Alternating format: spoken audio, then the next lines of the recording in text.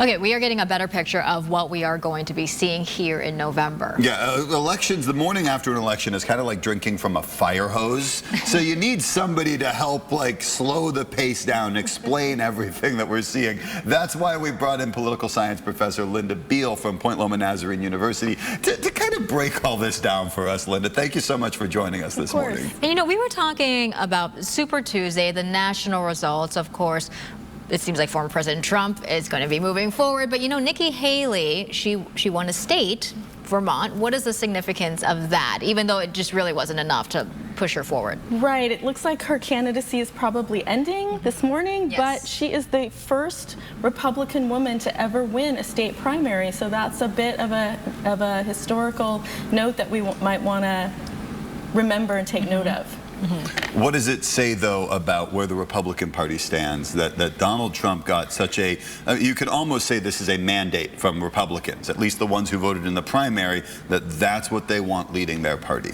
Right. So she's still been getting around 20%, give or take, different states of the vote. And I think what that shows us is that this is the party of Trump, but that there is also still division in this party, as there is in the Democratic Party with some of those uncommitted votes in the Midwest, that the electorate might be a little bit weary. Some parts of the party might be weary of the people at the top of the ticket and this rematch yet again, and that there are issues for both parties to address in getting out their base or expanding their base for the general election, which we now have an 8-month general election campaign in front of us. So might seem challenging. Also maybe an opportunity to reach out to more voters in their coalition or address more and different issues. Kind of feels like we're always in election season, right? Let's talk about the Senate race here. Sure. So we have Schiff and Garvey. This is a very expensive race, and as we look forward to the general election in November, what chances does Garvey actually have? Because California hasn't elected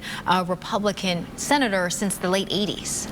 Right. So about half of California voters are registered Democrats, and then the other half kind of split between being independents and Republicans. So it seems like a lot of those Katie Porter and Barbara Lee voters will probably end up more with Schiff than they will with Garvey. But yeah, it's very interesting to see how well he is doing and to see that Adam Schiff's strategy of trying to eliminate another Democrat. This will be the first time that California isn't represented in the U.S. Senate by a woman since the early 1990s. Oh. An interesting point. The most expensive, by the way, Senate race in California history. And we haven't even gotten to the general election yet.